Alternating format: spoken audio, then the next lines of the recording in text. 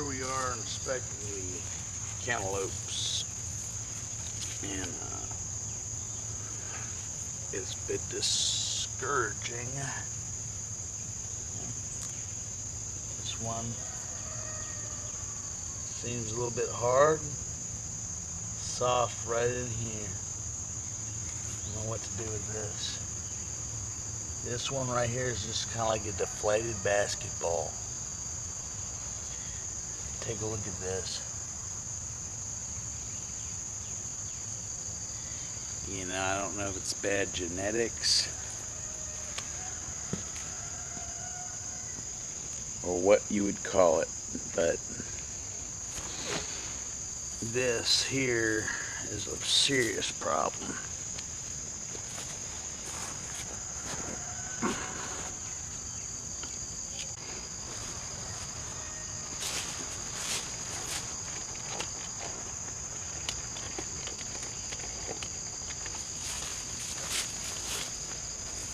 What we're going to do is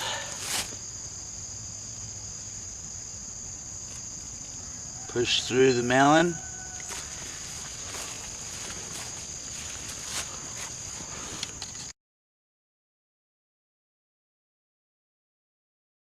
Okay, for this gardening expedition, what we're going to do is we're going to come out here and we're going to examine these melons.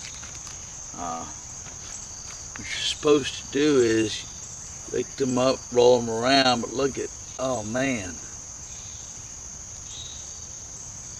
I'll roll that melon. That one didn't do too good. Roll it. But what the fuck? We have here is this fruit. I don't know if this is cantaloupe, but you can clearly see right here something didn't work out right.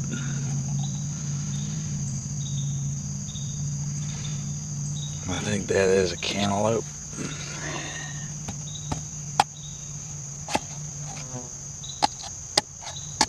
I'm going to initiate this chop. I'm going to try to separate this melon here. Where did we go wrong, man? Where did the melon go wrong? Is it bad genes, bad genetics? It's kind of like some people. But I do believe that is a cantaloupe.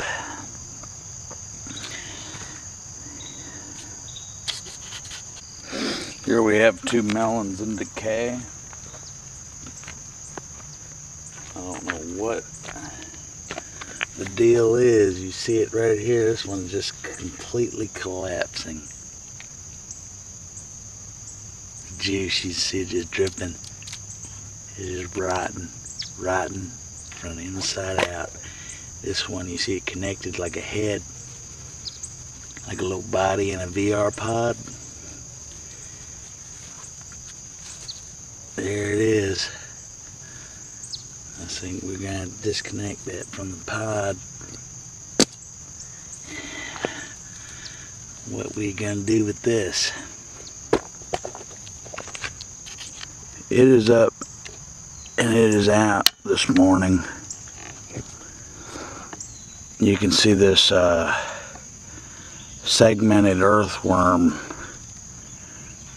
traversing through the earth right here. And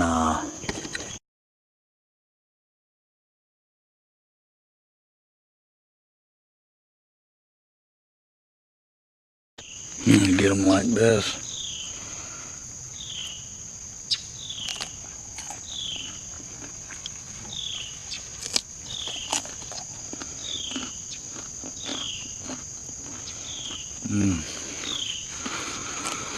And right off the plant.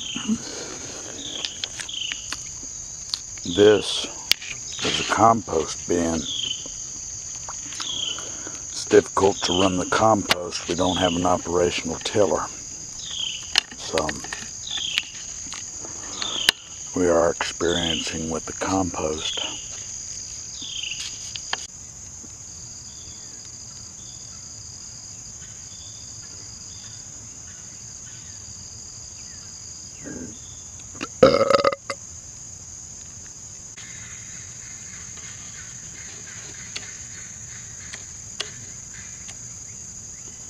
And you see right here,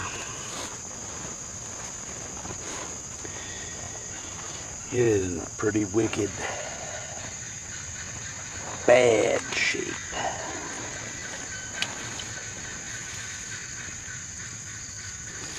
You cut and you break, and there you see it. You see it.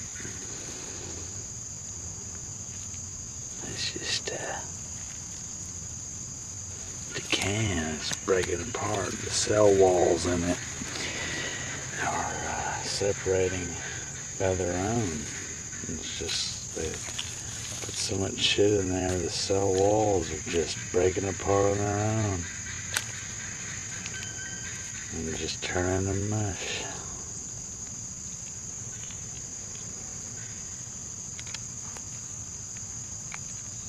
It smells fucking awful.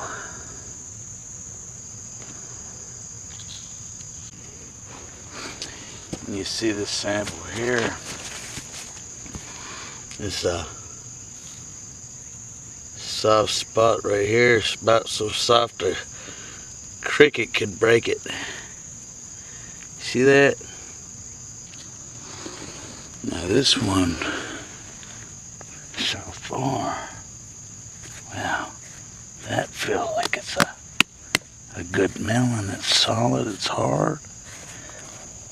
It's hard up. Can you see that? Take a look at that melon. Like I said, I try to plant seeds. I threw some junk out here, and that's what grew. Sometimes you get emotional about these plants. You don't know when to pick them. For me, it's all an experiment, but we're going to pick this head.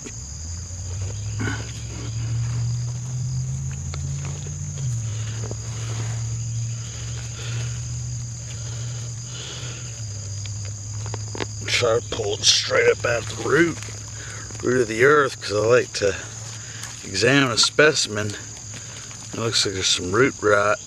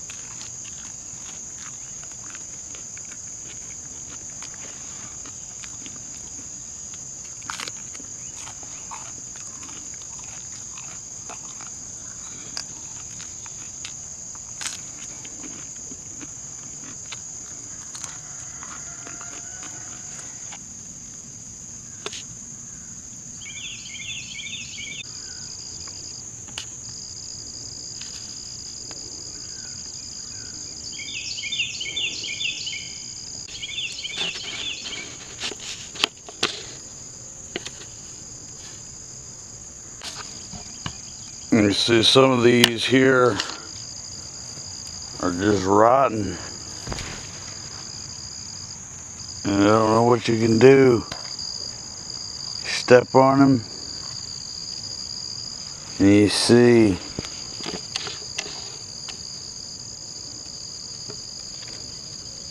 just rotten.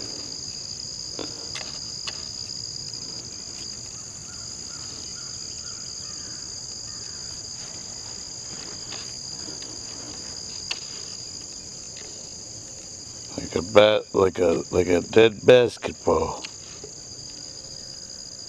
On examination See of the that? cabbage, we found Ain't got no heart these in it.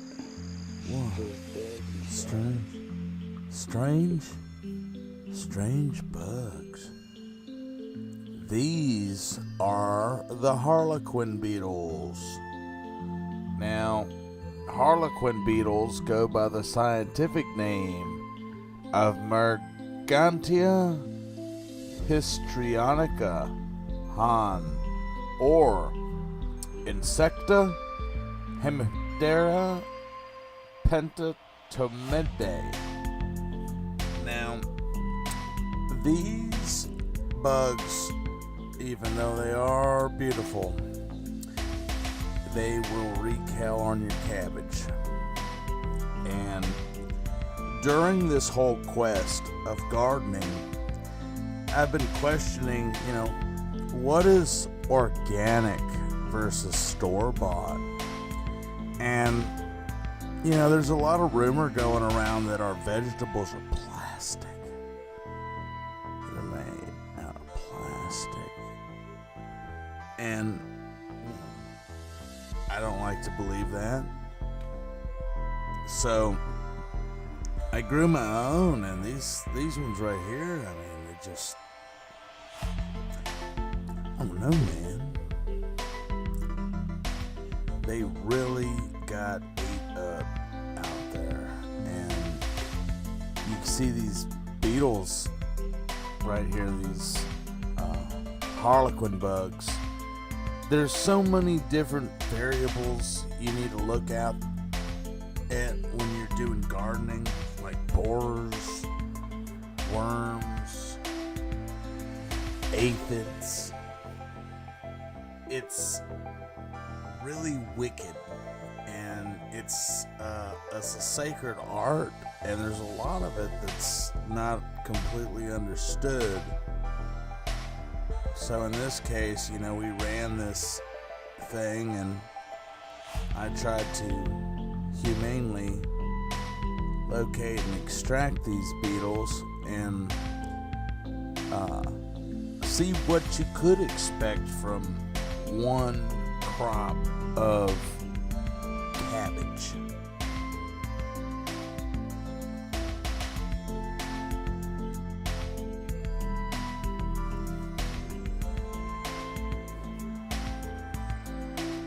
There's a lot of dead bugs in the bottoms of these things, and they can get pretty ugly looking.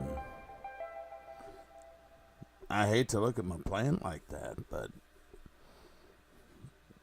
it got pretty ugly looking.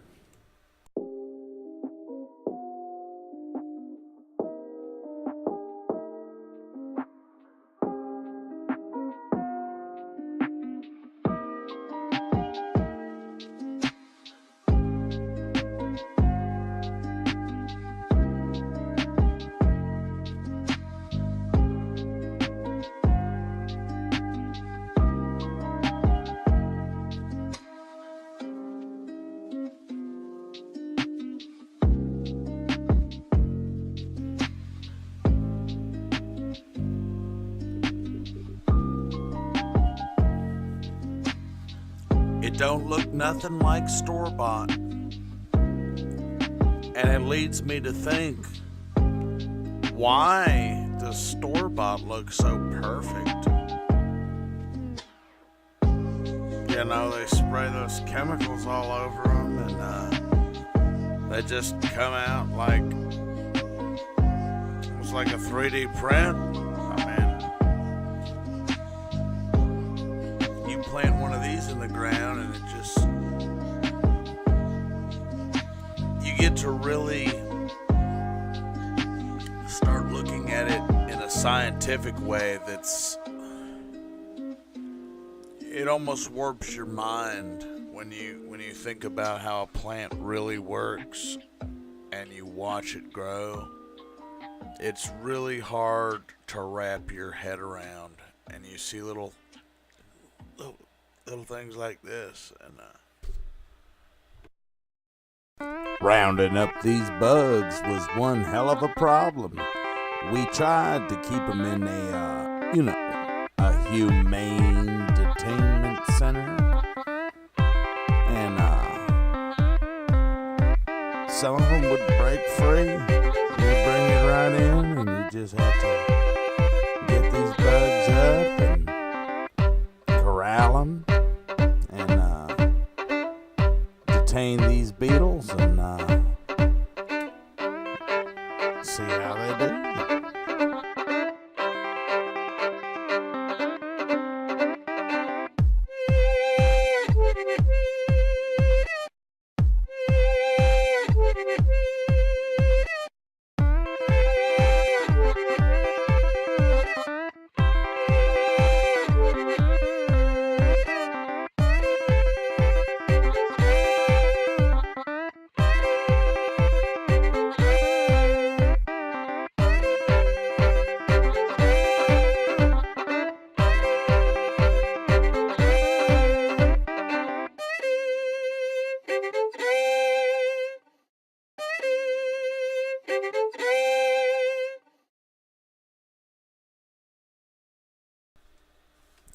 So we take a look into my fridge, and you see that this is the store-bought lettuce, and it looks a lot better. The lettuce I had was full of dead bugs, and it was like, how on earth do you process stuff? But I ate it. And, honestly, I don't know which is worse. It's a trip, man. But that is what a cabbage is. But take a look at these melons. And see if there's anything inside of this, this baby. All right. Here we have her. Umbilical cord here, and just want to cut that umbilical cord off. You just want to get right here in the navel. Right there in the navel. You just want to cut it right down there through the navel, right down to this region here. And then you're going to want to go ahead and cut it right up through this region right here. And then, we're going to go into the heart. That's where you need to go into the heart.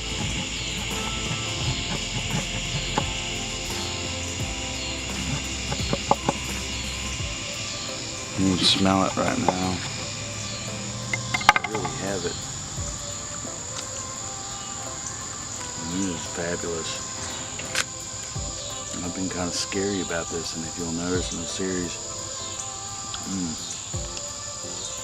is it good coming fresh out the ground?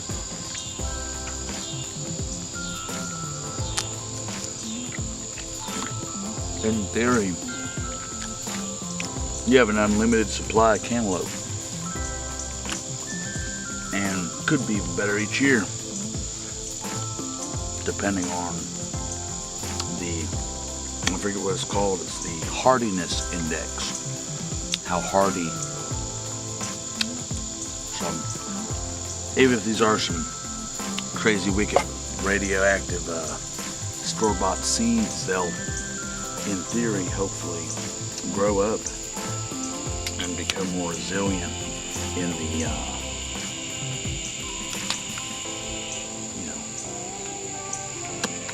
in the loam.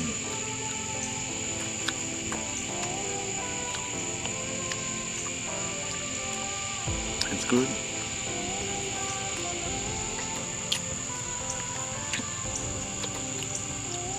God bless America.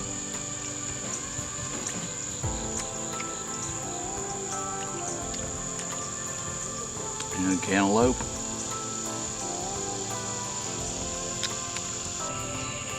What we have over here is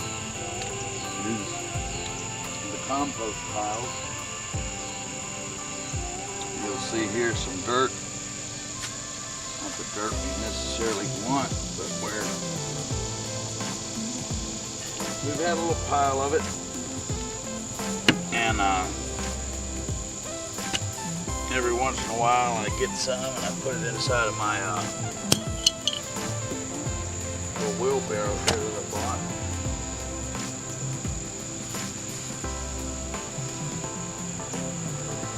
I believe.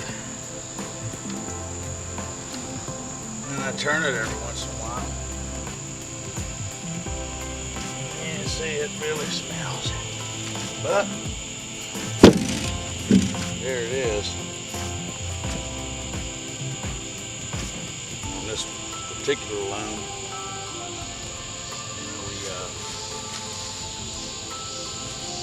we put that on there. Grass suppression. Alright, I don't know if this is a master gardener tip or a proven person tip, but you see, grass can get bad. And when you do a pH analysis or soil analysis and you find out what you're missing, there's certain things you want to do, like with a crop rotation cycle, to bring new elements in. So grass leaking nutrients from the earth. So what we do is take this brush here,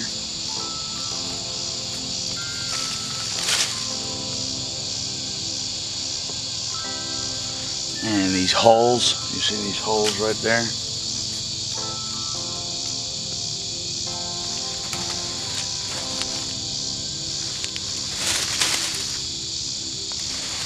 Just kind of lay them right over top of it. And what that does is it blocks the sunlight from interacting with the surface of the soil, which essentially allows the earth time to rest.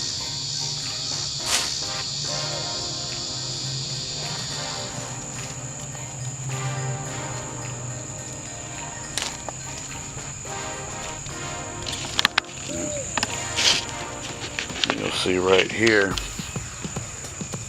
same situation.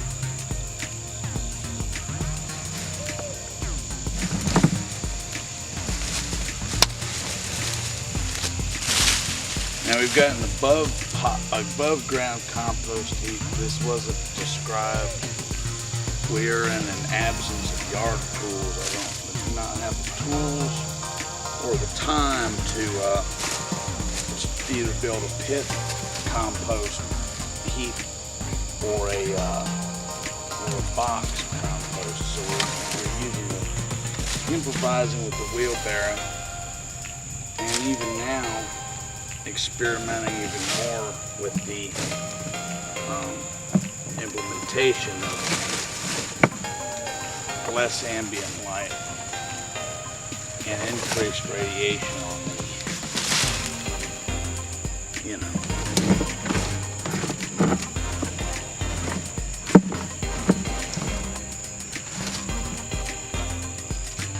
for me it's kind of like putting the garden on hold. We're not putting it to bed. We already know we're probably not going to be able to get to work on this garden until it's bedtime for the garden, and the whole garden. So doing this just kind of gives the land a chance to rest a little bit, get itself prepared for the next season. It'd be getting pretty late this time of year. We have the moon coming up, real hot evenings in the lower 70s, and it's about time to get some of these okra. If you leave them neglected, they'll just start blossoming with seed. Really the best time to get them is when they're young. You don't want to twist them. So it'll rack them up, and when they get hard like this, you just gotta let them go to seed. They'll produce seed for the next generation. You get them like this, and I eat them right off the plant. You know, it's like a health supplement. Packed full of B vitamins, C vitamins. Don't even forget, it's got potassium and some rich earth nutrients in it. It's a derivative of the cotton plant. It loves heat, and it's from originally from Africa, but it's a good hardy plant. The corn is still battling the heat. I haven't really had the time to water, so we're just letting nature run its course. I figure it's the best way to go. We've got this area completely neglected here that there's some landscape timber. Looking at some more landscape timber, and then this mimosa, which is a pretty radical tree here that literally formed this year, and it's a beautiful tree, and it's grown so much faster than all the others, and it's the only one here, so I thought I'd let this one make it. I don't know, but it's a very interesting tree to be sure.